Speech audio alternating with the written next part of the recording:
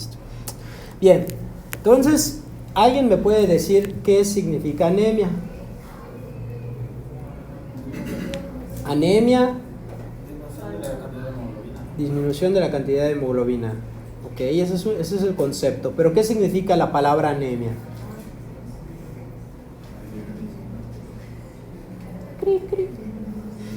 A ver, ahí alguien levantó su mano valerosamente. No. Another one. Ok, siguiente pregunta. ¿Cómo se declina la palabra anemia? A-an, sin. Ema, hematos, sangre. Ia, sufijo ia, relativo a. La traducción es: yo les pregunto, ¿ustedes creen que alguien podría estar vivo sin tener sangre? Claro que no. Definitivamente no. Y sí, la palabra significa literalmente sin sangre, pero es un término poco apropiado, ¿sí? ¿Cómo podría ser más apropiado el término? Aún así sería muy canijo que no tengamos hemoglobina, aunque sí he visto casos muy extremos. No, como que un término más cool sería que digas oligoemia o hipocitemia. Si se dan cuenta, los prefijos oligo e hipo, hacen alusión a que disminuye, ¿verdad? Pero no hace alusión a que no hay, porque anemia es sin, no hay. Es un término poco apropiado y ustedes van a decir, oiga, ¿y por qué lo decimos mal? ¿Sí? Lamentablemente en medicina, una vez que se acuña un término, muchas veces, pues bueno, se queda, ¿sí? El oligoemia es un término médico que ya se lo quedaron los de imagen, los radiólogos. Dale. Por ejemplo, hay un signo que se llama signo de Westermarck. Westermarck, que es para una patología que se llama tromboembolia pulmonar. Y el signo así lo describen. Es un signo que se ve en la radiografía. Hace cuenta que estos son unos pulmones de la radiografía. Y normalmente el pulmón en una radiografía, ¿cómo debe de verse? Negro completamente. ¿Sí? Pero este signo es una, vamos a decirlo así, como un oscurecimiento mayor focal, que quiere decir se oscurece más porque ¿sí? Porque por ejemplo, como ahí no llega el flujo adecuadamente de sangre, ya no hay la sangre que el rayo tenga que atravesar. Solo hay puro parénquima pulmonar, o sea, solo aire. Por eso se ve más negro, ¿sí? Más negro todavía de lo que habitualmente se ve. Eso, así lo describen, es una oligoemia focal, así dicen. O sea, una disminución del flujo de la sangre de forma localizada es el signo de Westermarck, que es característico de tromboembolia pulmonar. Muy raro, por cierto. Pero bueno, toda esta explicación es solo para que sepan que ya nos lo quitaron los radiólogos y se quedaron con esa terminología. Otro término que es más apropiado podría ser hipocitemia. La cosa está que hipo significa poco, disminución, citos, célula, ia relativo a, ema, hematos, ¿sí? Citos, o sea que hay una disminución de las células, ¿no? Aquí tampoco sería completamente apropiado porque la anemia, el concepto de anemia es lo que dijo su compañero, el concepto es una idea que tienes que tener en tu mente. No es de memoria, es un concepto. Y el concepto de anemia es una disminución de ¿qué? Miren, díganlo. Hemoglobina. Pero vean qué dice acá. No, la baja de glóbulos rojos. Por lo tanto, no podría ser muy congruente que sea hipocitemia porque la anemia, el concepto no es la disminución necesariamente de los glóbulos rojos en su cantidad, sino la disminución de su contenido, o sea, la hemoglobina, ¿sí? Y o el hematocrito. Algo que me gusta decirles a los alumnos es que la anemia, cuando tú dices anemia nada más, oye, tiene anemia, la la palabra anemia en sí mismo no es una enfermedad. La anemia es un hallazgo de laboratorio, específicamente de un estudio que se llama biometría hemática o también denominada citometría hemática. Porque ahí tú puedes ver la cantidad de glóbulos rojos, de hemoglobina, de hematocrito, ¿sí? La anemia, la palabra anemia es un hallazgo de laboratorio, no es una enfermedad. Tú no le dices a alguien, tienes anemia, y le estás diciendo que tiene una enfermedad. Tú le estás diciendo, oye, encontré que en tu biometría tienes anemia, ¿sí? Eso le estás diciendo, un hallazgo de laboratorio. Y la anemia, no existen anemias, de forma que sean, ¿cómo se dice? Que no tengan un mecanismo. No hay anemias que no tengan un mecanismo fisiopatológico. Siempre tienen un mecanismo. Por eso dice acá, ¿qué dice? Siempre una alteración subyacente. Siempre significa que hay una alteración subyacente. Siempre. No, yo sé que ustedes, alguna de ustedes o alguno de ustedes le habrán hecho una biometría hemática y de repente, ¡pum!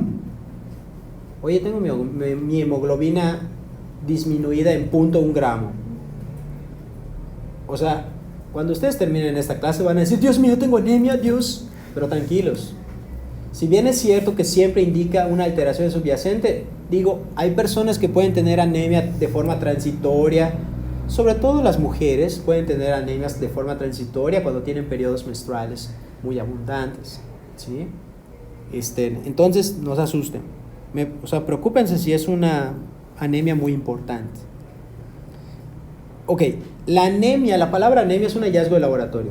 ¿Cómo le debería de llamar para que ya sea una enfermedad? ¿Qué es una enfermedad? ¿O qué característica tienen las enfermedades? ¿Es una alteración de proceso fisiológico normal? No.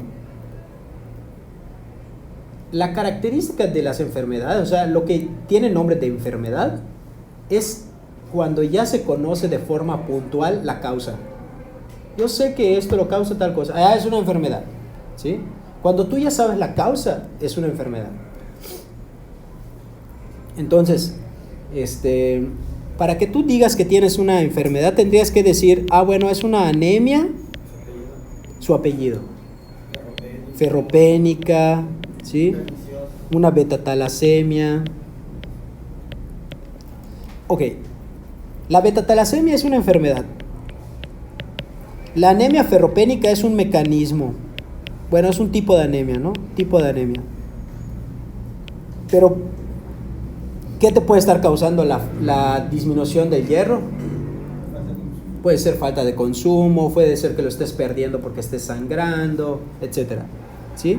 Entonces recuerden, cuando ustedes solo digan, tengo anemia, no estamos hablando de una enfermedad. Me encontré eso en el laboratorio y tienes anemia. ¿Qué te lo está causando? Eso puede ser una enfermedad, pero tú todavía no lo has investigado, no lo sabes, ¿sí? Aspectos epidemiológicos, interesante. Ok.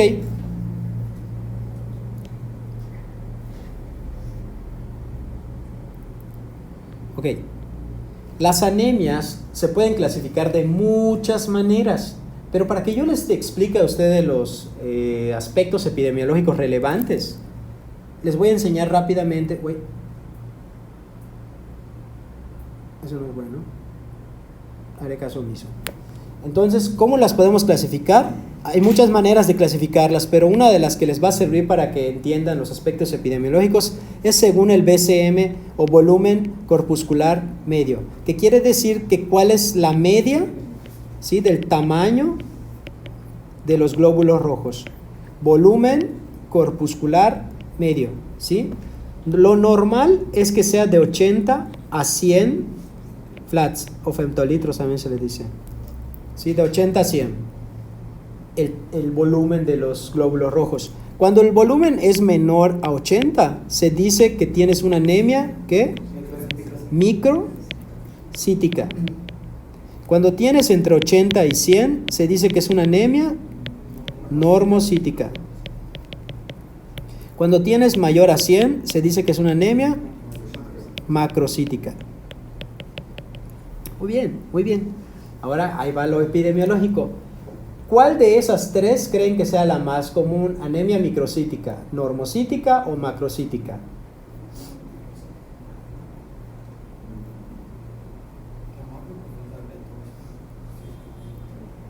La más común es esta, la microcítica. Ok. La segunda más común de esas que quedan de normo y macro, la normo. Y obviamente pues la tercera pues creo que queda entredicho, ¿no? La número 1, la número 2, la número 3. Ahora, ¿cuál creen que sea la principal causa de anemia microcítica de forma global, mundial, galaxial, universal, total? ¿Ah? Sí. La anemia ferropénica.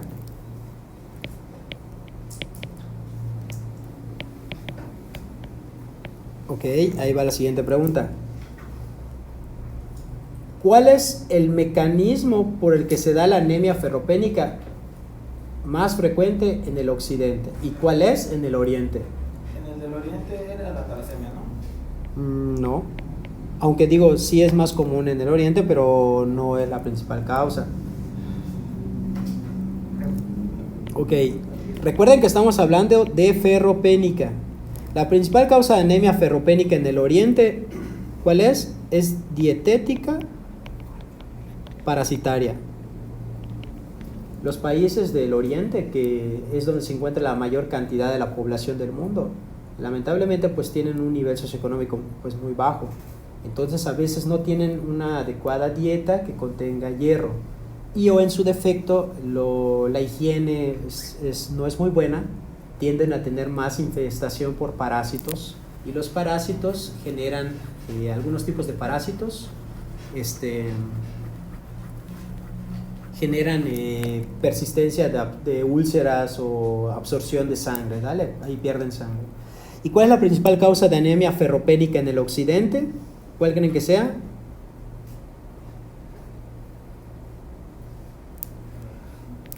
¿Creen que sea la dieta? ¿Ustedes creen que la mayoría de todo Estados Unidos, Latinoamérica, no haya suficientes alimentos con hierro?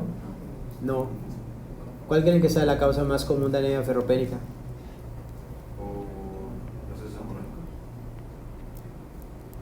Exactamente, sangrado. Y de aquí se separan dos, tres.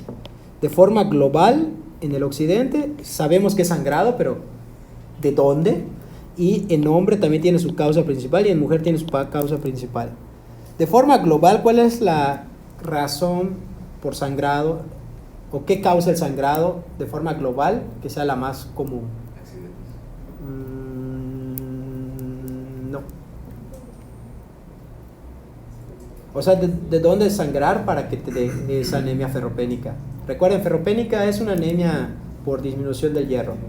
Pierdes el hierro en el sangrado, pero ¿de dónde sangras? ¿Qué es lo más común? ¿Tracto digestivo? Del tracto digestivo, así es, gastrointestinal, de forma global. ¿Sí? En la mujer, ¿cuál creen que sea la principal causa de sangrado? ¿Cuál? No por el embarazo, pero sí es de causa ginecológica. Exactamente, se relaciona con causas ginecológicas más que gastrointestinales, y en el varón sí es gastrointestinales como de forma global. ¿Dale? Ejemplos, por ejemplo, de las mujeres que padezcan, por ejemplo, enfermedades como la leiomyomatosis o como generalmente se conoce en la práctica médica diaria, miomatosis uterina, que se forman unas tumoraciones en el músculo del útero y eso favorece que se exfasele el epitelio del endometrio y sangre, ¿sí? Entre otras cosas. Ok. Siguiente pregunta. ¿Cuál es la principal causa de anemia normocítica? Porque ya dijimos que... ¿Leucemia? No.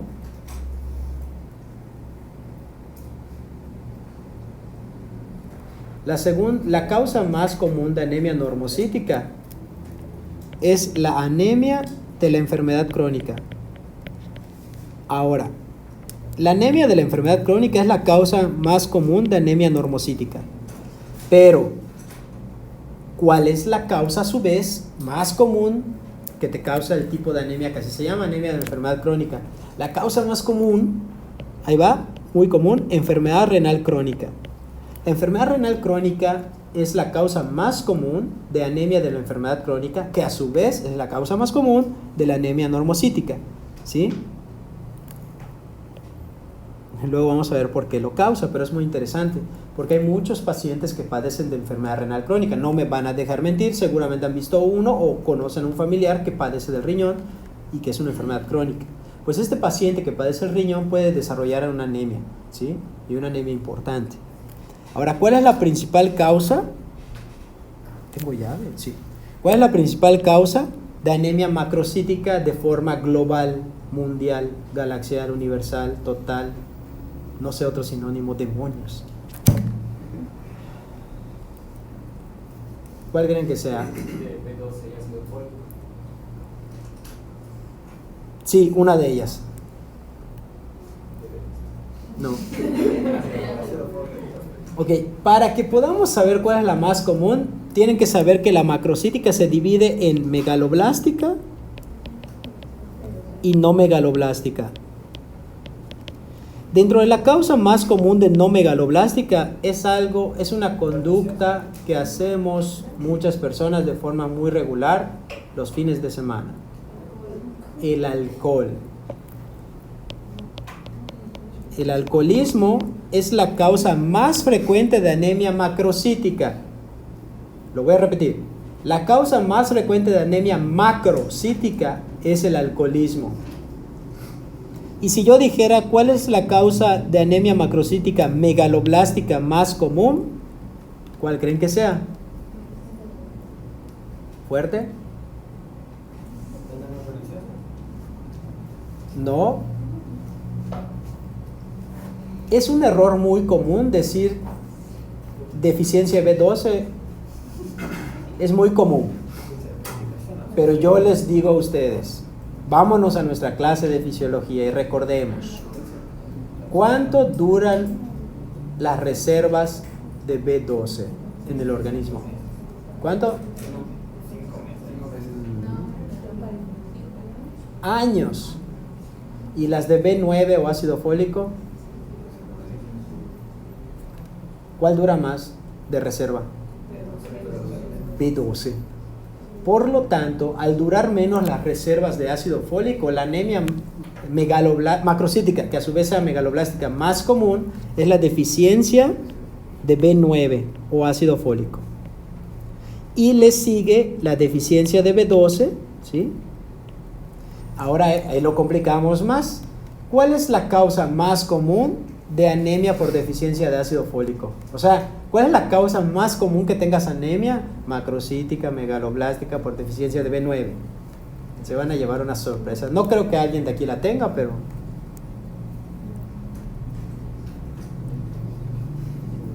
Veganismo.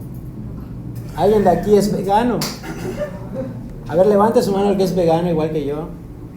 Todos ya tronaron. No, no es cierto. No soy vegano, tranquis.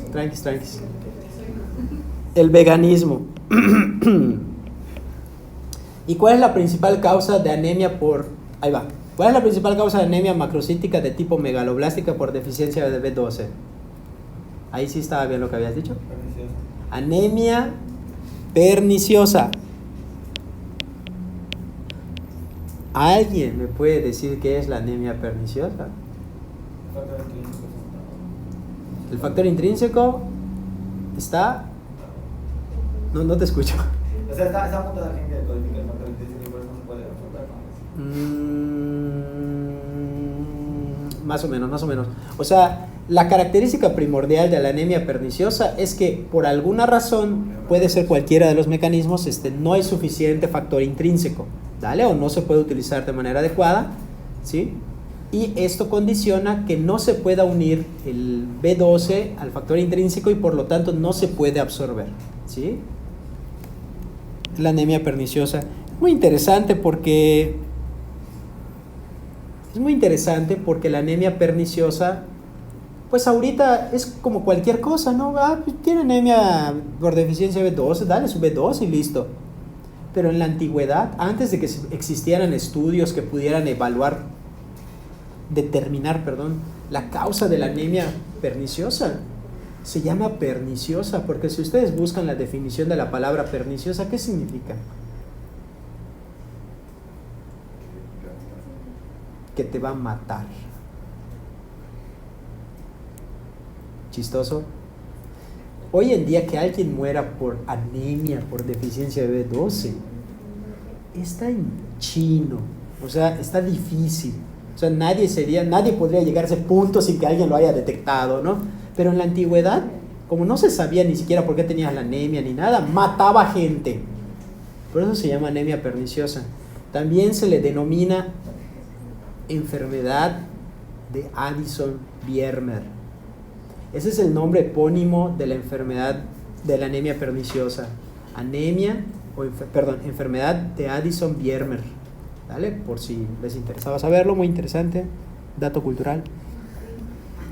Ok, esto es lo que ya les dije, pero ya se está proyectando en el video. Cuando les pase el video van a leerlo detenidamente, pero en esencia es justamente lo que les dije verbalmente, ¿vale? Con los dibujitos.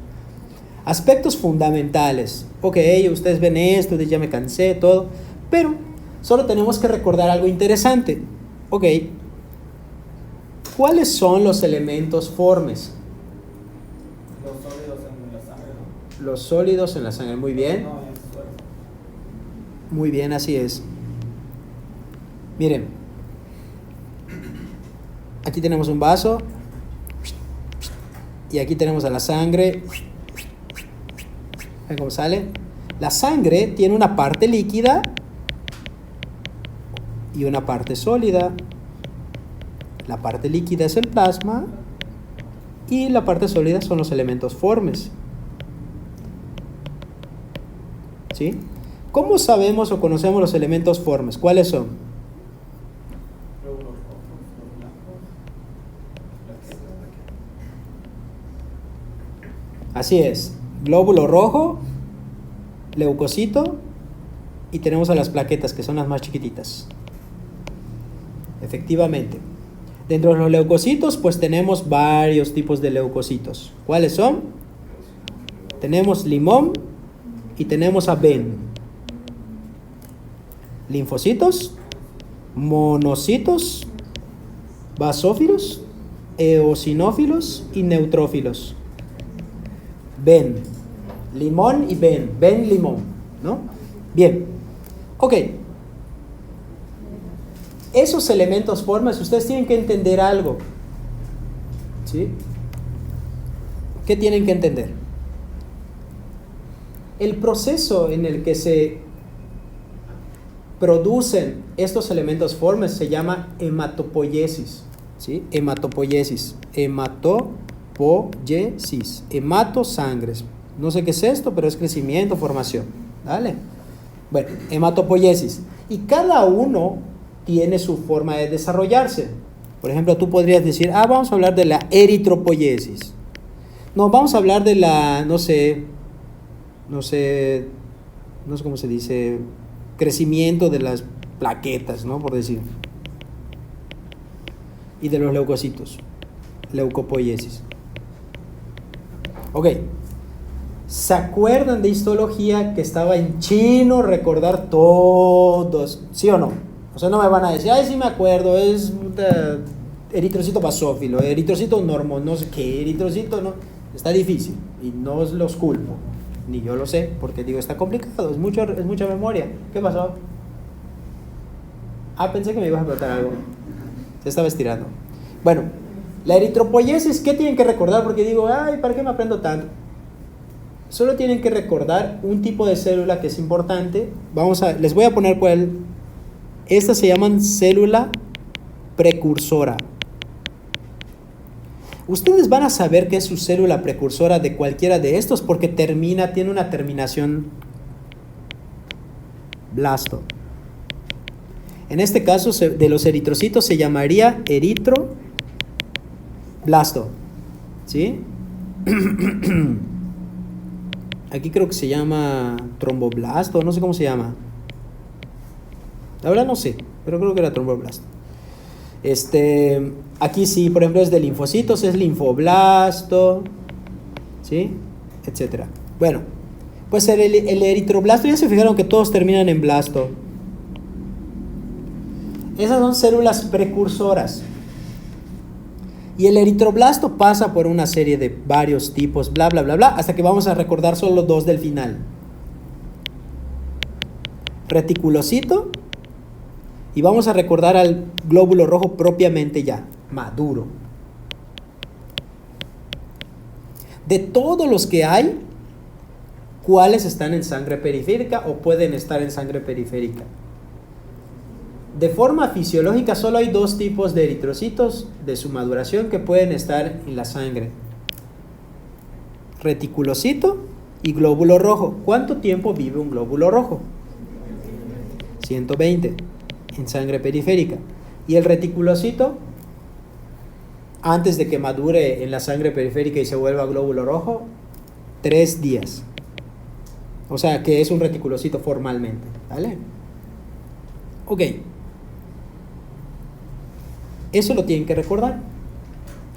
¿Por qué lo tienen que recordar? ¿Por qué no? Porque sé que dirán, ese doctor Ortiz, pues sí, está padre que sepa y todo, pero solo nos está confundiendo. No.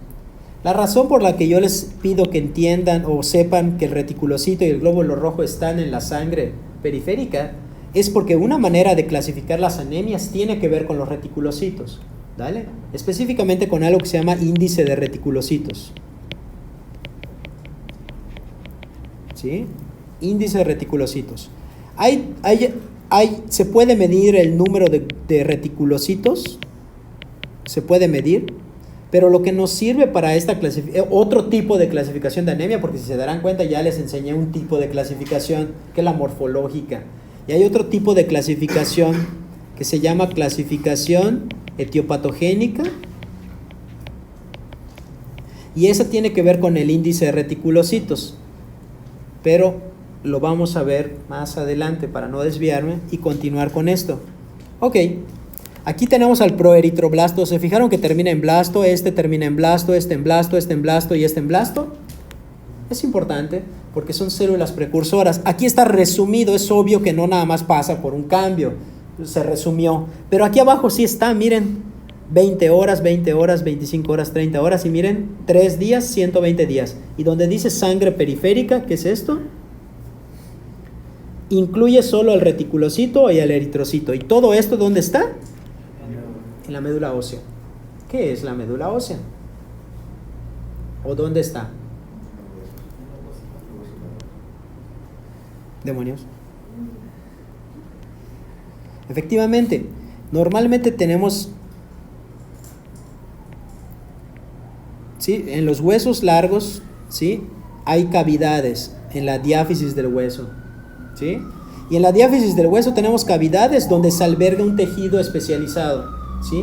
Ese tejido especializado es la médula ósea. ¿Cómo se ve la médula ósea? Es como una jaleíta, más o menos. Digo, para que tengan una idea de cómo es, ¿no? Porque es lo que nuestras mamás nos dicen, no vas a comer el tuétano, hijo. Es el tuétano. El tuétano es la médula ósea, ¿vale? ¿Alguien ya comió tuétano? Alguien ya fue a Pampas y piden su tuétano y cortan el hueso, las diáfisis, y las cortan y te dan así el pedacito de diáfisis, y en el centro tiene obviamente como una mantequilla, pero no es mantequilla, te estás comiendo la médula ósea, por Dios, pero está muy buena, está rica. De verdad, suena peor de lo que sabe, o sea, porque está muy buena en la Netflix. Bueno, entonces, en la médula ósea, ahí se encuentran todas esas células en diferentes etapas de maduración, ¿sí? Ok. Esto es así rápido. La hematopoiesis durante la vida. ¿En dónde empieza la formación de eritrocitos? O sea, en el saco vitelino. Luego,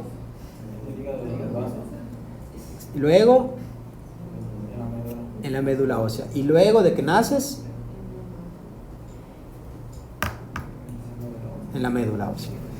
Efectivamente, todo empieza en el saco vitelino. Vean qué bonito. ¿Alguien sabe el día en el que empieza a darse la formación de de células sanguíneas.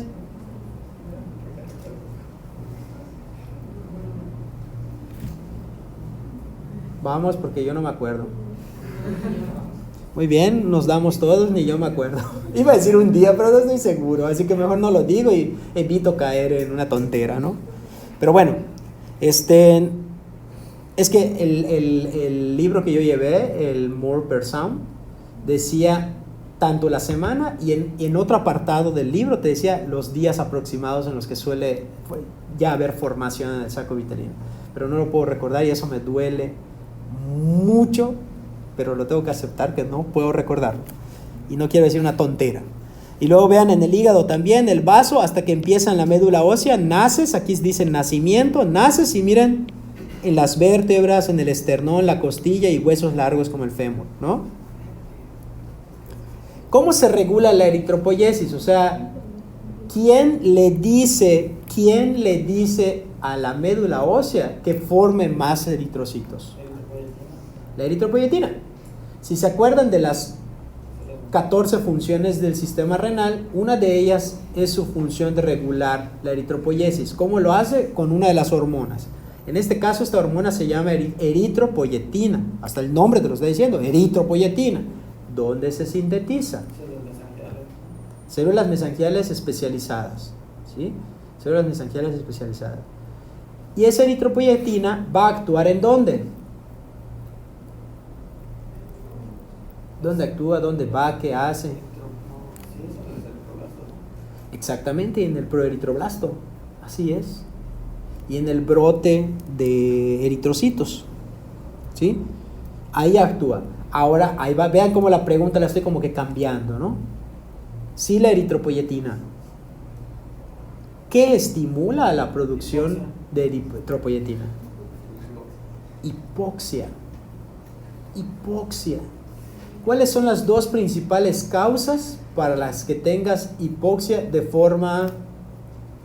¿Cuál es la razón más común para que tengas hipoxia y se estimule la producción de eritropoyetina? ¿Disminución? Sí, pero ¿por qué? O sea, ¿pero por qué razón? Sí, eso sí. Tabaquismo es una y falta otra. Que nosotros no la padecemos porque vivimos a 0 metros. Exacto. La altura sobre el nivel del mar. Conforme nosotros vivimos a mayor altura, ¿qué le pasa al oxígeno? Disminuye la presión parcial de oxígeno a mayor altura. Al disminuir, la presión parcial de oxígeno, eso hace que se estimule la liberación de eritropoyetina, porque lo que lo estimula es la hipoxia, ¿sí? Y eso hace que pase esto. Miren, aquí está, masa de glóbulos rojos, y aquí te dice presión parcial de oxígeno, debería de estar escrito así, PaO2, presión parcial de oxígeno, ¿sí? Y dice oxígeno atmosférico, la volemia, bla, bla, bla, bla. El caso es que dice flujo sanguíneo renal, oxigenación renal, y te dice van a incidir en la célula peritubular renal, aquí dice hepatocito, pero es renal, ¿sí? Y eso nos va a formar eritropoyetina, o estimular a la liberación de eritropoyetina, que va a actuar principalmente en el brote de unidad de eritrocitos. Vulgarmente en el proeritroblasto ya estuvo, ¿vale? Hay otros que lo estimulan, miren, hay otros que pueden estimular. Aquí dice la interleucina 3 y la G, esta cosa que no me acuerdo, que es el factor estimulante de crecimiento de granulocitos monocitos. Eso es lo que puede estimular la mayor producción de eritrocitos. Fisiología del hierro. Ok, esto de fisiología del hierro está buenísimo. A ver, ¿cómo se los puedo mostrar?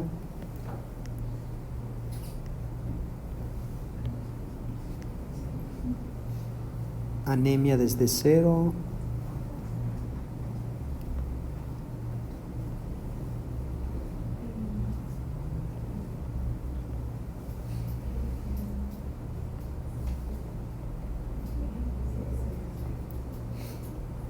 No, aquí lo tenía.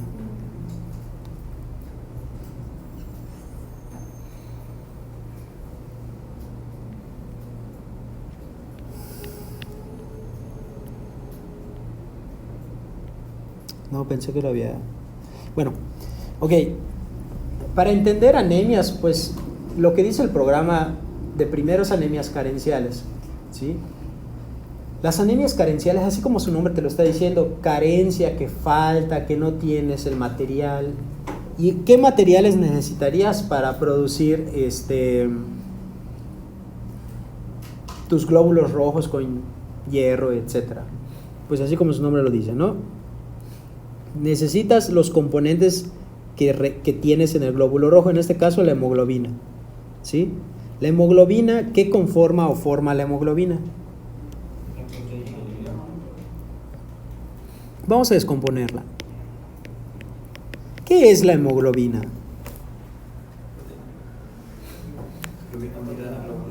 Es una proteína a un grupo M. Ok. ¿Qué hace? Y también es ¿para qué más sirve? Es un amortiguador, es un buffer, es el principal buffer del organismo, el principal, ¿vale? En la sangre.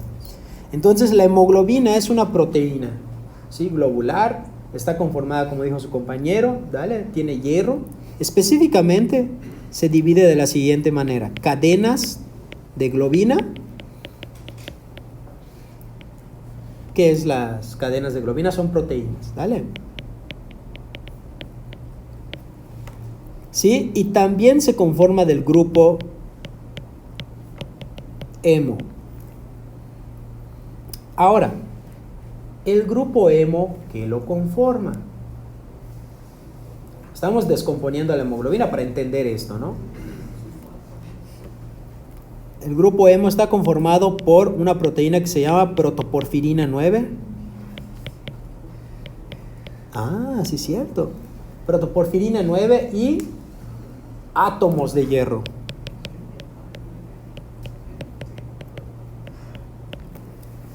Muy bien.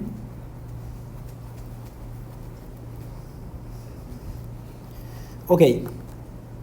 La hemoglobina está conformada por cadenas de globina. ¿Qué cadenas?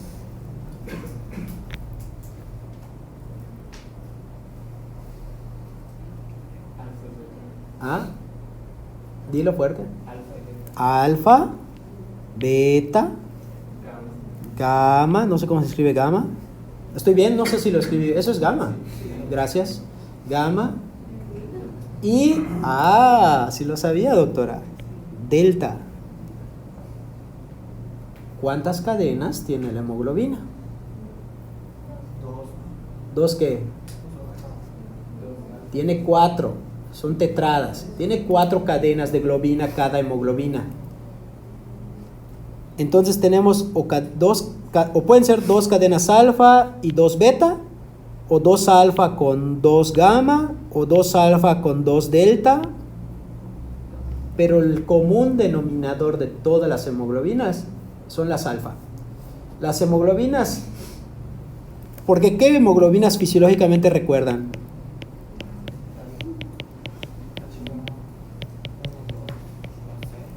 ¿Cuáles son estas? Hemoglobina del adulto 1, hemoglobina del adulto 2 y hemoglobina fetal. Fisiológicamente son los tipos de hemoglobina que posee un ser humano. ¿En qué cantidades? Las siguientes: 97% hemoglobina alfa, adulto 1 o A1, ¿sí? 2% hemoglobina adulto 2 y 1% hemoglobina fetal. Y esto es en el adulto, evidentemente, porque en el feto obviamente tiene mayor relevancia la fetal. ¿Qué conforma a la hemoglobina del adulto 1? 2 cadenas alfa y 2 cadenas beta, ¿sí? Este es 2 alfa, igual estas son 2 alfa, más algo más que no lo recuerdo de memoria.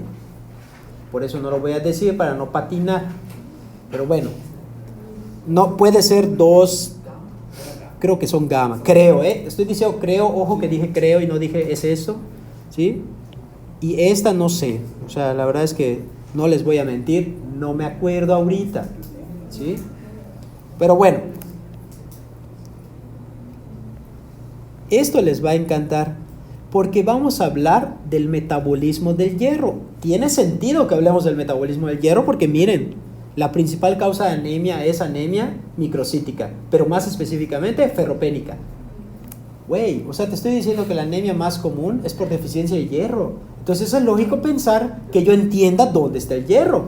Y para eso vamos a hablar un poco del metabolismo del hierro. Ok, el hierro se crea dentro de nuestro organismo. ¿Qué es el hierro? ¿Es un metal? ¿Sí?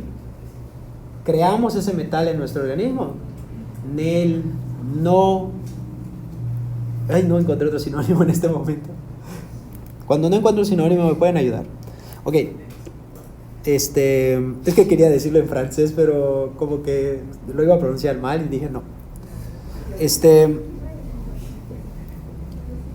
Ok.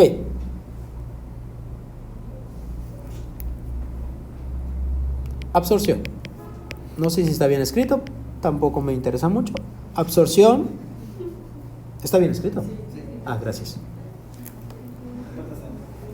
Gracias, gracias. Ay, se trabó mi barba, ay, duele. Bueno, absorción. Es que esta cosa es peligroso. Absorción. Ok. Luego, ¿cómo se transporta? ¿Sí? Luego, ¿dónde se almacena? Luego, ¿cómo se elimina? Está impresionante esto. Normalmente se dice que una persona del occidente, o dicho de otra manera, una dieta occidental, se caracteriza por ingerir, o sea, una persona promedio con una dieta así como la que tenemos de tortas de aquí de, ¿cómo se llama? De tortich, con tus charritos y... O sea, una dieta occidental común y corriente con tus 2 tortas de cochinita del domingo, ¿sí? Se sabe que se ingieren al día de 10 a 15 miligramos de hierro. Hay 2 formas de ingerir hierro, 2 formas. El hierro M y el hierro no M. El hierro M está no únicamente, pero principalmente en carnes. No únicamente, pero principalmente en carnes. ¿Sí? Y el NOEM está principalmente en vegetales. Si se percataron que no dije que es exclusivo, pero ahí es donde más habitualmente. ¿Cuál creen que se absorba mejor? ¿El hierro M o el NOEM? El M se absorbe mejor. Se dice que se ingiere de 10 a 15 miligramos, pero chingation, sí. Solo se absorbe el 10% de lo que yo ingiera. ¿Cuánto es el 10% de 10? 1% al día se absorbe de hierro en una dieta occidental. Eso es lo habitual. Ahora pensemos fisiológicamente. ¿Cuánto creen que se pierda fisiológicamente de hierro al día? 1 miligramo. ¡Wow! Impresionante. La fisiología no nos miente, muchachos. O sea, no nos miente. Se pierde 1 miligramo al día. Ahora, fisiológicamente, ¿de dónde pierdo el hierro? En la caca. En las heces. ¿Pero por qué? Por la bilis. No. Por exploración de las células gasintestinales. Porque la principal causa de pérdida de hierro es la exfacelación de las células epiteliales gastrointestinales. O sea, se envejecen, se mueren, se exfacelan y se caen. Pero al caerse, pues se llevan lo que tenían de contenido de hierro. Esa es la principal causa. Ahora, en las mujeres se dice que hay una mayor pérdida de hierro. ¿Por qué? ¿Cuál es el factor que se agrega a una mujer que no tiene el hombre? La menstruación. No, ¿cómo se escribe? Menstruación. Ah, sí, gracias. Sí lleva acento, ¿verdad? Sí. Ok. Se dice que las mujeres pierden de 1 a 1.5 miligramos al día. Pierden más. Efectivamente, como dijo su compañero en voz baja, también las embarazadas. Muy bien. Ahora yo les pregunto. ¿Quieren monólogo? No, no es cierto. Entonces yo les pregunto. ¿Cómo se absorbe el hierro? Hay 2 tipos de hierro. El hierro reducido, que termina en oso, O sea, y tenemos al férrico. ¿Cuál se absorbe? ¿Cuál está dentro de las células y cuál está fuera de las células? El férrico está dentro, ¿sí? Dentro de las células, ¿sí? En la sangre. Y el reducido es el que esté en la luz intestinal. Bien. Acá hay algo muy interesante. Si nosotros dibujamos a una célula epitelial, tienen que usar su imaginación. Ok, esto es la luz, ¿sí? Y aquí están los capilares. Tienen que usar su imaginación. Ok, aquí tenemos a un glóbulo rojo. Ah, no, perdón, no sería un glóbulo rojo, perdón. Sería ¿quién transporta a la hemoglobina? Al hierro, perdón, al hierro.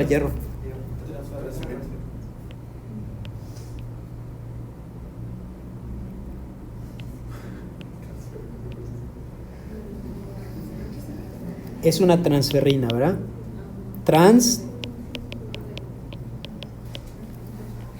Es su transportador.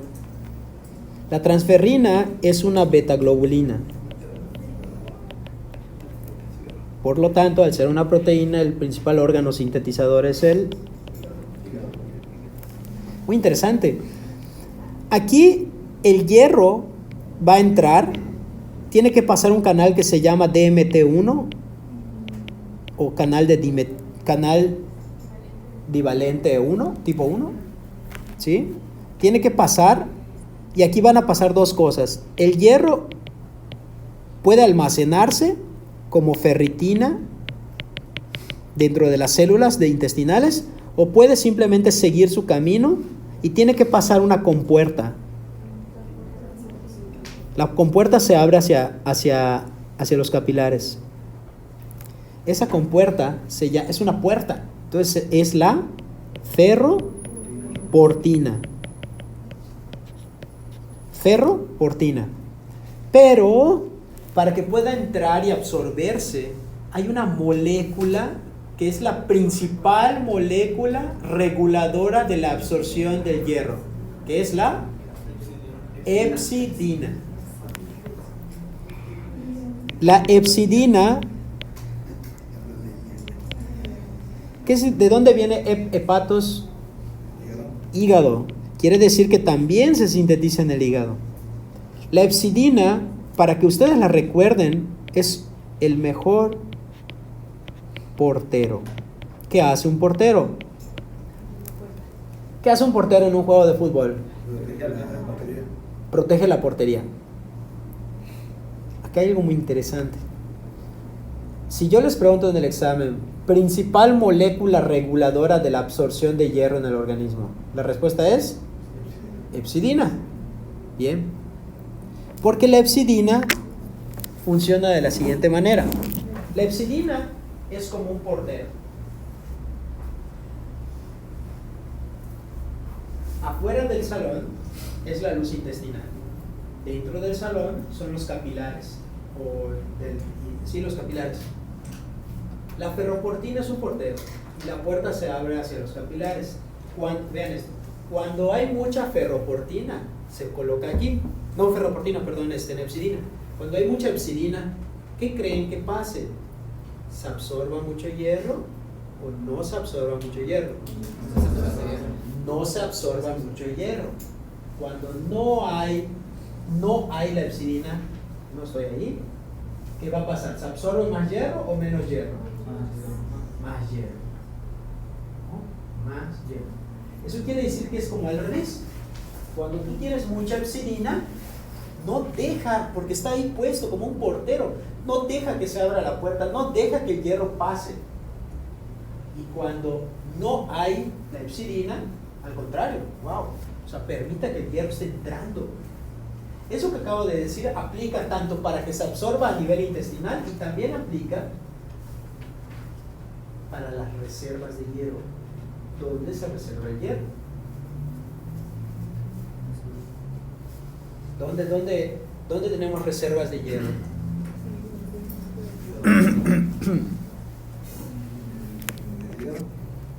En el hígado. Tenemos el sistema reticular o retículo macrófago endotelial, creo que así le decían, macrófago endotelial, creo. O sea que son los lugares donde principalmente se almacena el hierro, que son el hígado, vaso y médula ósea. Son los tres lugares.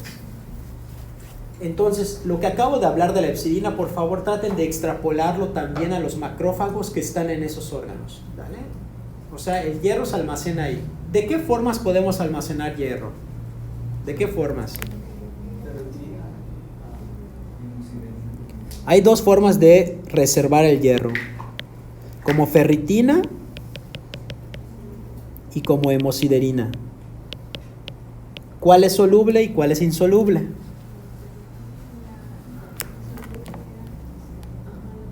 ¿Cuál? No lo escucho. Sin miedo, díganlo, no va a pasar nada. ¿La cual dijiste, soluble o insoluble? Insoluble.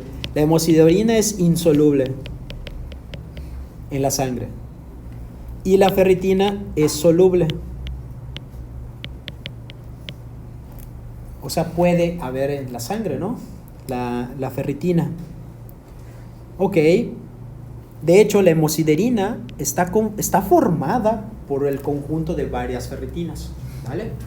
¿Y qué conforma a la ferritina?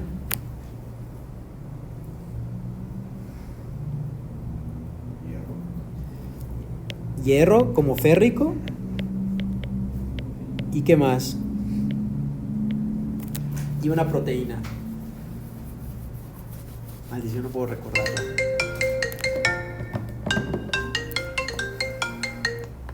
Bueno, ¿cómo está, mami? Estoy dando clase. ¿Qué dice? Bien, bien, bien. Nada más no he salido. Sí, pero estoy bien, estoy bien. Ahí están acá mis alumnos, todo. Que te mandan saludos, dicen. Que igualmente. Si quiere le hablo al ratito, mami. Dale, mamá, gracias, bueno. Es una buena mujer. Ok. Y es férrico. Y no me acuerdo. Si lo averiguan, se los agradeceré, pero no me acuerdo para que de memoria se los diga. Si lo pueden investigar, sería interesante. Quiero decir, si alguien rápidamente lo puede googlear. ¿Qué conforma la ferritina? Bueno, mientras alguien lo busca, voy a continuar explicando esto. ¿Dónde se encuentra la mayor parte del hierro de todo el organismo? En la sangre, pero específicamente en la hemoglobina. También en la mioglobina. También como ferritina, como hemosiderina. Esos son los principales lugares. ¿En qué cantidad? 65%. Esto no me acuerdo. Y aquí está. Justamente de lo que estaba hablando es esto. 10 a 15 miligramos al día en una dieta occidental. Hay como hemo y como no hemo, ¿sí? Se absorbe solo el 10%, o sea, aproximadamente 1 miligramo al día. Se pierde 1 miligramo al día, principalmente por las heces.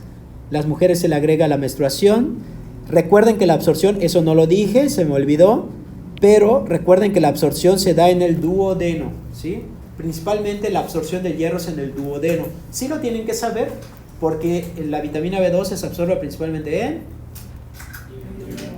¿Y el ácido fólico? No. En el duodeno y yeyuno, pero vamos a aprenderlo así para que sea bonito, ¿no? Hierro, duodeno. Ácido fólico, yeyuno.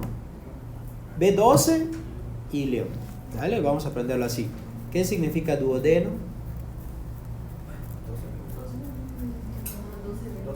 12 dedos. Impresionante, ¿no? La persona que lo describió, mis respetos, porque mide 12 dedos, efectivamente. Bien. Algo interesante de la absorción del hierro Mira que está padre, o sea, ya cuando empiezas a entender todo, o sea, es hermoso. Ok, todo adquiere sentido. Ok, la absorción de hierro es favorecida por los ácidos y es disminuida por las bases. ¿Qué cosas son ácidas que favorecen la absorción de hierro?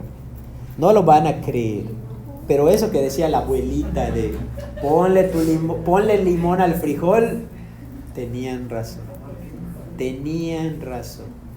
Porque la vitamina C favorece la absorción del hierro. O sea, las abuelitas de veras que estaban así, bien buzas, caperuzas, ya lo sabían y nosotros todavía aprendiéndolo, ¿no? Ok, ¿cuál es el medio de transporte? La transferrina, que es una betaglobulina. ¿Dónde está distribuida la hemoglobina? El hierro. Principalmente en la hemoglobina en un 65%, como reservas en un 30%, y el resto en enzimas, etcétera, etcétera. Ok, algo interesante que no mencioné de la transferrina es que la transferrina, lo voy a dibujar como si fuera un cochecito, ¿sí? Tiene 2 espacios. La transferrina tiene 2 espacios para 2 átomos de hierro, ¿sí? Si yo quisiera representar a todas las transferrinas del organismo con 3 cochecitos, cada vez dan peor esos cochecitos. Sí. Si yo representara a todas las transferrinas del organismo representadas con 3 cochecitos, normalmente, fisiológicamente, solo está saturada, solo está ocupada 1/3 de todas las transferrinas que están circulando en la sangre. Lo normal o fisiológico es que la transferrina esté saturada en 1/3. Por eso dice acá, índice de saturación de transferrina 35% en condiciones normales.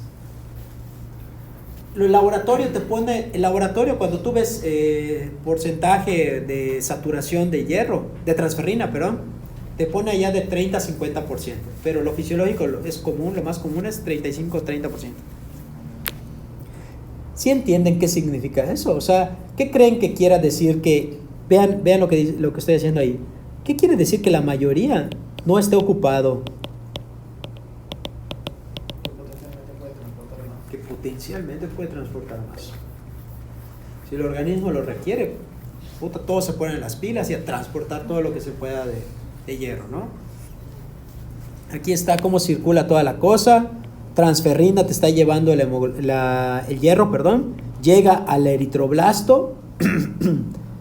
En el eritroblasto se va a almacenar, ¿sí? En la médula ósea, etcétera. Aquí es como que se almacena, ¿no? Por decir, almacena y se usa. Se usa principalmente en el proeritroblasto. El proeritroblasto va a formar propiamente a la hemoglobina. Propiamente. El proeritroblasto es el que forma la hemoglobina. La hemoglobina, recuerden, la hemoglobina no la comiste y se absorbió. No, tú comiste el hierro. Y el proeritroblasto, que es una célula precursora en la médula ósea, es la que se encargó de unir cadenas de globina con los átomos de hierro, o más específicamente con el grupo hemo, y formar la hemoglobina. Aquí está. Y esta se puede almacenar o se puede utilizar, ¿no? Esto es lo que habíamos visto hace rato, miren. El canal transportador divalente o DMT. Entraba el hierro se puede quedar como almacenar, ¿sí? O puede pasar a través de la ferropuerta, y esto es regulado por la hepcidina y se va a llevar gracias a la transferrina. Eso ya lo habíamos dicho, cómo está el hierro, la mayoría está en hemoglobina o como reservas. Miren, esto es un esquema, tienen que usar su imaginación. Esto es un proeritroblasto. Me encanta porque este proeritroblasto, ya se fijaron que acá hay un espacio, es como un garage para que se estacione un cochecito. En este caso, este garage se llama, por sentido común, receptor de transferrina, o es el garage de la transferrina, ¿sí? Llega la transferrina, miren, se estacionó, tiene sus 2 espacios para los átomos de hierro, ¿y qué hace? Ese átomo de hierro lo mete a la mitocondria del proeritroblasto. En la mitocondria del proeritroblasto suceden una serie de conversiones, ¿sí?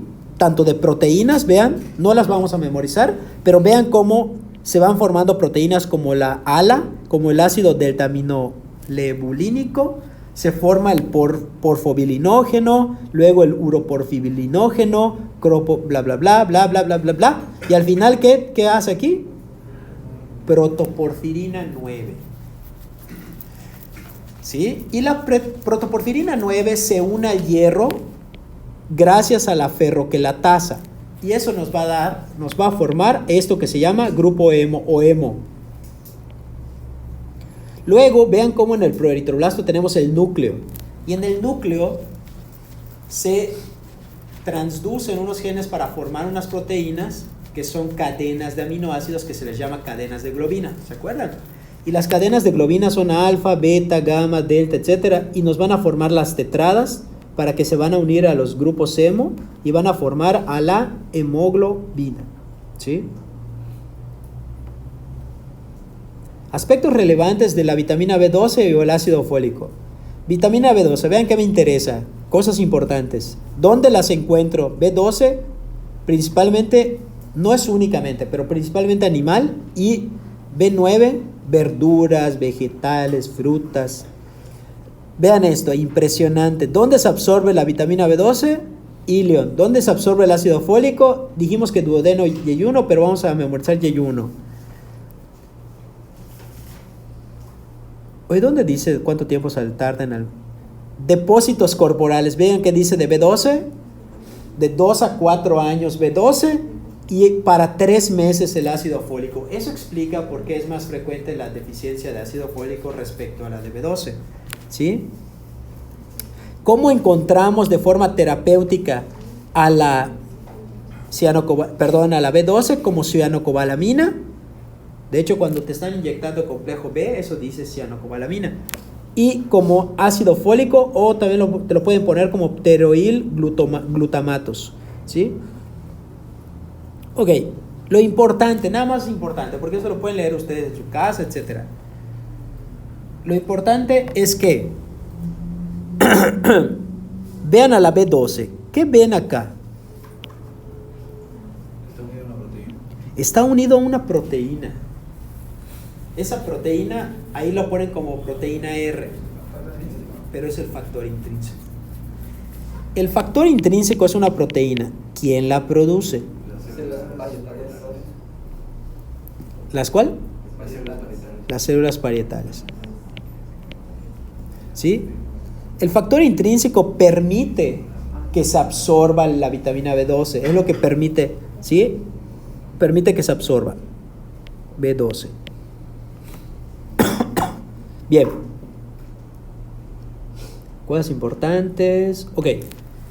Entiéndase que si tú necesitas a las células parietales para que se forme el factor intrínseco, todo aquello que haga que no haya esas células parietales o el factor intrínseco condiciona que no se absorba B12, aunque haya la B12.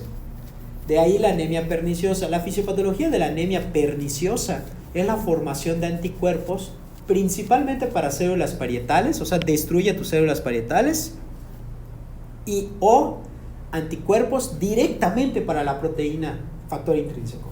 Son las dos. Ese es el mecanismo fisiopatológico de la anemia perniciosa o enfermedad de Addison-Bierman. ¿Sí? No hay factor intrínseco, tú no absorbes B12. ¿Sí? Ahora piense, porque es una pregunta de pensar.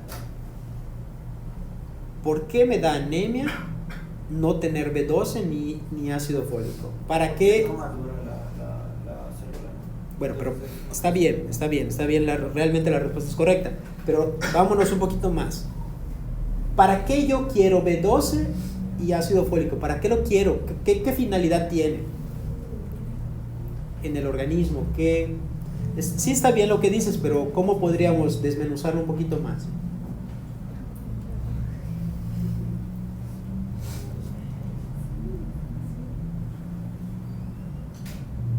A ver, vamos a recordar a cianocobalamina. ¿Pero qué?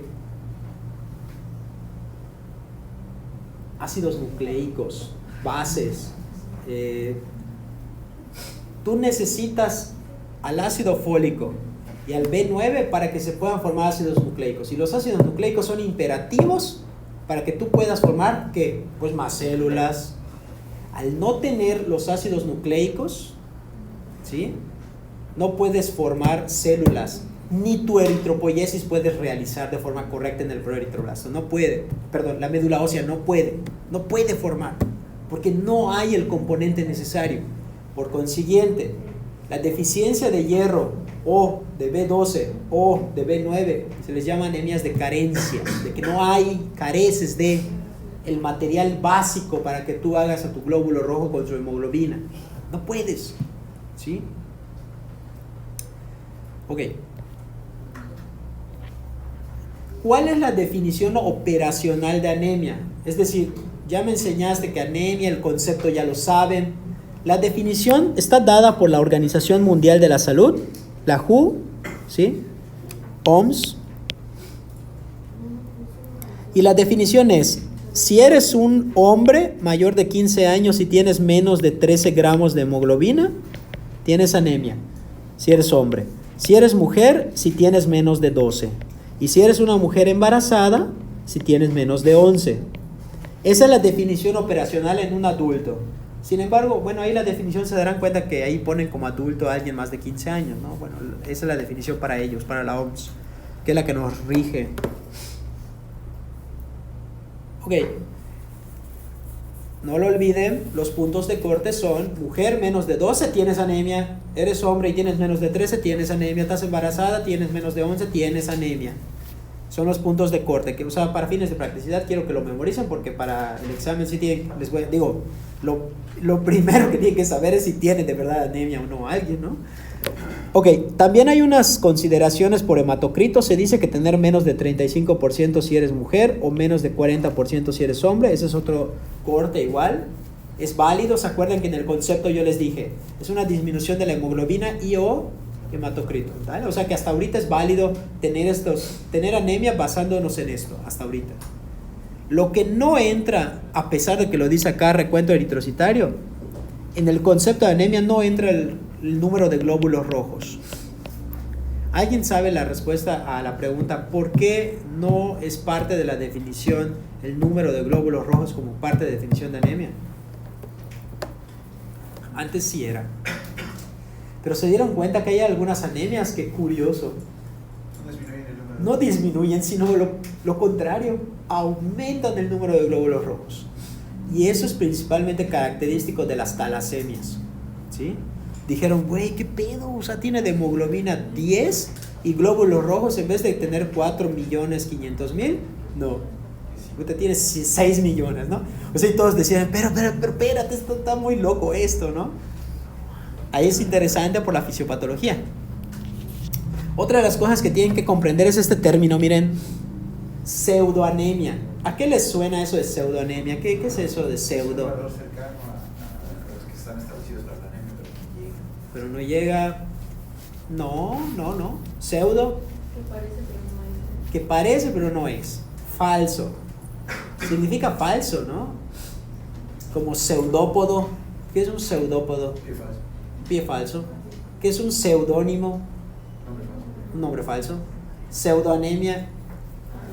Que parece que tienes, pero no la tienes. ¿En qué contexto podría suceder eso de una pseudoanemia? ¿En qué contexto puede suceder? Miren. ¿Qué pasa? ¿Por qué no escribe? Me estoy asustando, sigo asustado. Sigo asustado. A ver, voy a cerrarlo. Ya sanó. Ok. Si nosotros agarramos un tubo de ensayo, ¿por qué mandan tantos mensajes? Ya basta, por favor. Bueno, tenemos un tubo de ensayo. Si nosotros centrifugamos esa muestra de sangre en el tubo de ensayo, se va a dividir en una parte así. Ustedes me van a decir qué es esta parte.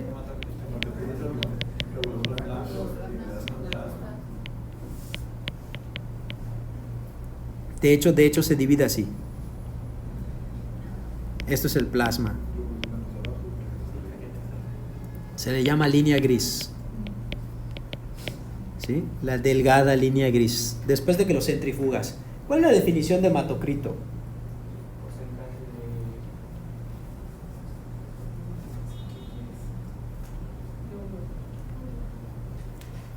Es el paquete o la masa eritrocitaria expresada en porcentaje. El paquete de glóbulos rojos concentrado, expresado en un porcentaje. Normalmente, si ustedes ven el tubo de ensayo que está ahí, normalmente es entre 38 y 44% el hematocrito. Más o menos, ¿no? Así más o menos. Ese porcentaje, el resto que queda, todo esto, no sé, 55%, más o menos, ¿no? Es plasma, más o menos. O sea, solo es para que tengamos la idea. Demonios, ya no puedo recordar por qué empecé a explicar esto. Ah, pseudoanemia, claro. Ok, pseudoanemia. Quiero que vean esos porcentajes. ¿Qué pasaría si a eso que están viendo le metieras un chingo de agua? ¿Qué le pasaría a la parte líquida? Bueno, obviamente aquí hice más grande, pero todo esto es líquido. Y esto es, a partir de aquí, es hematocrito. Estaría falsamente disminuido en relación a la proporción que es líquida. ¿Cuándo pasa esto? Cuando, por ejemplo, a un paciente le colocamos catéter, lo canalizamos y pues por alguna razón le ponemos muchos líquidos intravenosos. Mucho, tanto que la parte líquida de la sangre, o sea, el plasma se llena de parte líquida y los elementos formes se diluyen. Doctor, ¿y en pacientes con falla renal crónica igual se puede dar? Puede pasar, sí puede suceder, pero en el contexto de sobrecarga. A veces los pacientes con enfermedad renal casi no orinan y ellos muchas veces siguen ingiriendo mucha cantidad de líquido. Muchas veces se dematiza, o sea, el líquido se sale al intersticio, quedan todos hinchados, pero dentro de ese proceso aumenta el volumen a veces dentro del intravascular y puede pasar esto, como una especie de pseudoanemia. ¿Vale? Esto es pseudoanemia. Porque una vez que tú dejes al paciente y empieza a orinar y todo eso, esto se va a reducir y va a regresar a la normalidad, ¿sí? Ahora, piensa en lo contrario. Hemoconcentración. ¿Qué sería la hemoconcentración? Piensa en lo contrario a lo que dice acá. Un paciente deshidratado. Un paciente un maratonista que estuvo corre, no está tomando agua y está sudando. Necesita enfriarse. El cuerpo necesita darle más líquido. Lo toma de donde pueda. De la sangre. Sacrifica. Y saca plasma hacia el intersticio. Del intersticio se lo lleva a otro lado, etc. Un paciente con diarrea, ¿sí? Esos pacientes disminuye esto, la parte líquida, y aparenta tener más concentración de hematocrito, ¿no? Más cantidad de hematocrito. Eso se llama hemoconcentración. Ahora, desde un punto de vista patológico, una enfermedad común aquí en nuestro medio, es el dengue. El dengue es una enfermedad que dentro de su fisiopatología favorece que haya pérdida de plasma de los capilares hacia el intersticio. Hay pérdida de plasma, se fuga. Y como se fuga el plasma y se quedan los elementos formes, tiende a haber muchas veces hemoconcentración. Y ahí va la parte interesante. ¿Cómo ustedes saben que alguien está hemoconcentrado? ¿Cómo lo sabemos? ¿Sí se puede saber? Sí. ¿Cómo? Con el estudio, con la biometría hemática. Normalmente se dice que el hematocrito es igual a la hemoglobina por 3. ¿Cuánto tenemos normalmente de hemoglobina? Ponga 3, vamos a poner 13, ¿no? Como ejemplo. Por 3, ¿cuánto es? 39%. Es un aproximado del hematocrito. Ahora, analízalo al revés. ¿qué relación tiene el hematocrito con la hemoglobina? Su relación es de 3. ¿Sí, no? Porque hemoglobina por 3 te da el hematocrito. Bien. Se dice que cuando esa relación es mayor a 3.5, se dice que hay hemoconcentración. Así se escribe, ¿verdad? Sí. Ok. Entonces les voy a decir un ejemplo. Suponiendo que el paciente tiene un hematocrito de 59 y tiene una hemoglobina de 9.5, ¿el paciente tendrá hemoconcentración? Sí. Sí. ¿Cuánto da? 28.5. Casi el doble.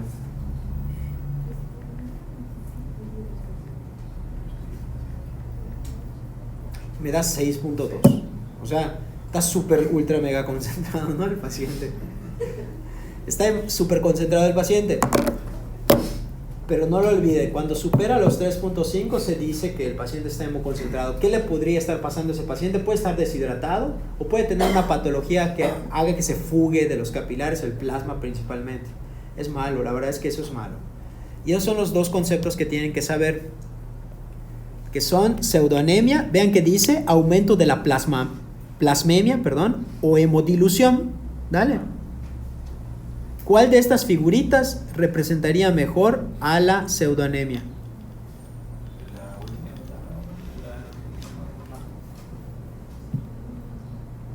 La última, ¿no? Esta. Y esta podría representar a la hemoconcentración porque te confunde, ¿no? Al perder plasma te confunde. Ya te dije que no. Bueno. Mecanismos etiopatogénicos. Yo les pregunto a ustedes, es una pregunta. De manera general, mediante qué formas o mecanismos tú podrías tener anemia? Piensen, ¿qué mecanismos generales? Ya, como que ya los hemos estado diciendo, solo tienen que pensar y decírmelos. Un proceso hemorrágico, por dieta, Hemorrágico sería pérdida. Pérdidas, ¿ok? Aumento de pérdidas. Otro mecanismo general. disminución de la absorción. Disminución de la ingesta. Sí. Pero si nos vamos a qué es el mecanismo primordial, al no haber ingesta, ¿qué es lo que no está pasando?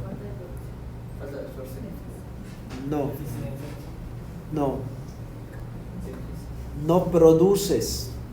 No produces porque no tienes el componente necesario. En este caso, pues puede ser hierro, puede ser ácido fólico, puede ser B2, B9. ¿Sí? Entonces, falta de síntesis porque no hay el que lo forma, o aumento de pérdidas. ¿Vale? Entonces, una producción disminuida. Qué emoción. Una producción disminuida, un incremento en las pérdidas, ¿sí? O que simple y llanamente se destruya tus componentes de la sangre, ¿no? Son los mecanismos generales para los que te da anemia. Pero para que yo vea que de verdad están buzos, caperuzos, vamos a hacer un análisis. La anemia ferropénica, ¿cuál creen que es el mecanismo que predomine? Véanlo.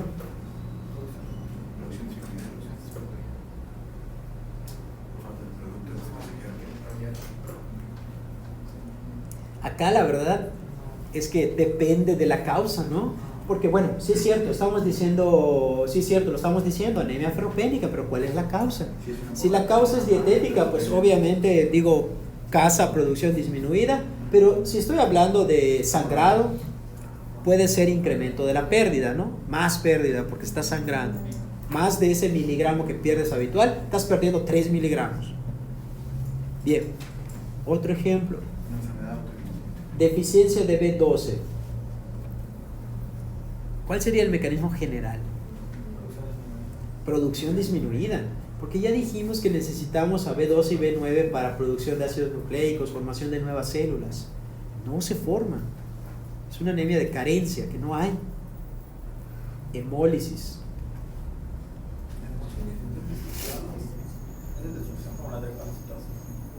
Exactamente. La hemólisis, ¿qué significa hemólisis?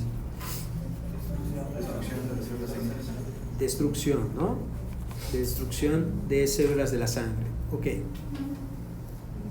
Se los voy a poner más difícil.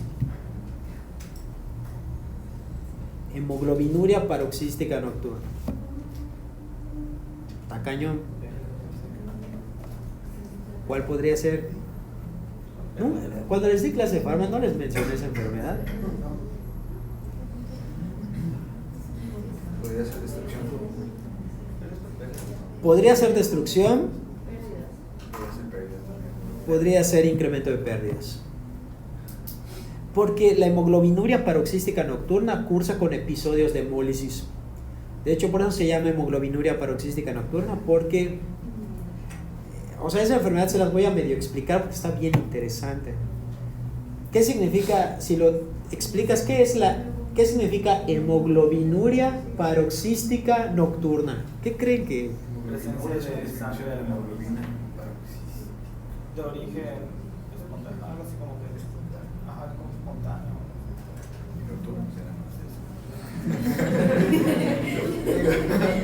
Hemoglobinuria significa, ¿qué es uria? Orina. Hemoglobinuria, Presencia de sangre en la orina. presencia de hemoglobina en la orina, pero que bueno, pero ahí tienes razón, tú tienes razón, nada más que lo tenía que explicar de esa manera para que se les lo comprendan. Pérdida de sangre en la orina y un componente de la sangre en la hemoglobina. Hemoglobinuria, ¿qué es paroxismo?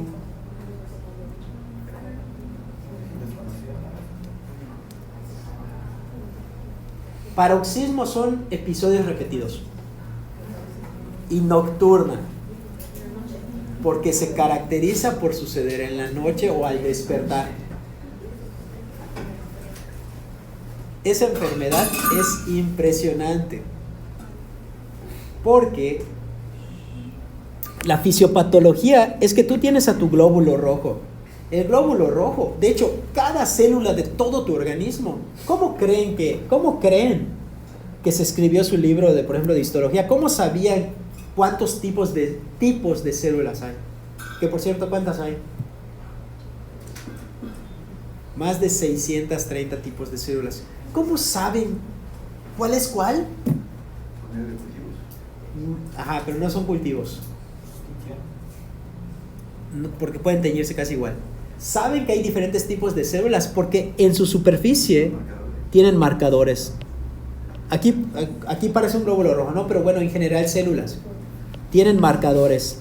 Ustedes lo habrán leído en su libro de histología, ¿cómo? ¿Y qué significa CD?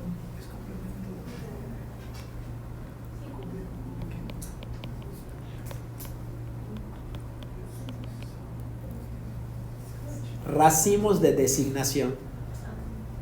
Así. Racimos de designación. ¿Por qué creen que se llaman racimos de designación? Porque un conjunto de CDs, no sé, es un decir, ¿no? Esto es un ejemplo. Los glóbulos rojos se han visto que tienen el CD52, estoy inventando, eso no lo sé. CD13, CD15, o sea, un conjunto de varios. Solo están en los glóbulos rojos. Y gracias a eso saben que la célula que estás viendo en específico es un proeritroblasto y no es un eritroblasto basófilo. Porque hay un conjunto de CDs que tiene que tener tal cual un proeritroblasto y un conjunto de CDs que tiene que tener un eritroblasto, no sé, basófilo, qué sé yo. Pues resulta que la hemoglobinuria paroxística nocturna no tienen al CD55 y el 59. No lo tienen. Y tú vas a decir, ay, qué mamada. No.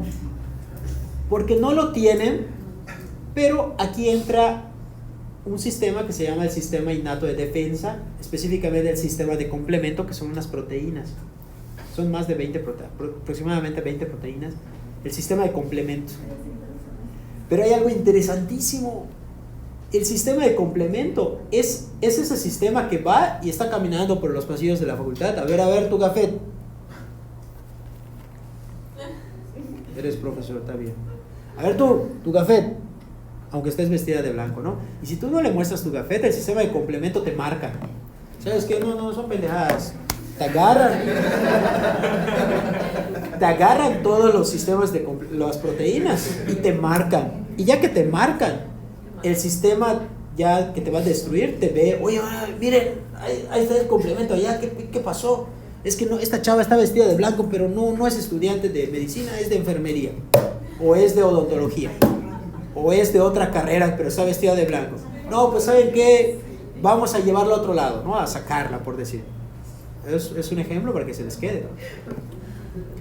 Pero resulta que no todos los eritrocitos carecen del CD59 y 55 en hemoglobinuria paroxística nocturna, algunos. Pero resulta que el sistema de complemento está hiperactivo ¿en qué momento del día? En la noche. ¿Y saben por qué? Porque es el momento en el que está más baja la presión parcial de oxígeno. Y eso lo estresa, lo hiperactiva al sistema de defensa innato. Por eso los pacientes cuando están dormidos pueden presentar destrucción de algunos glóbulos rojos. Cuando el paciente despierta y quiere ir al baño a orinar, orina rojo porque tuvo hemólisis, episodios de hemólisis. ¿Sí? Entonces el paciente puede tener dos tipos: destrucción por hemólisis y pérdida de sangre, ¿no? Está interesante. Bueno, vamos a dejarlo hasta aquí y en la siguiente clase lo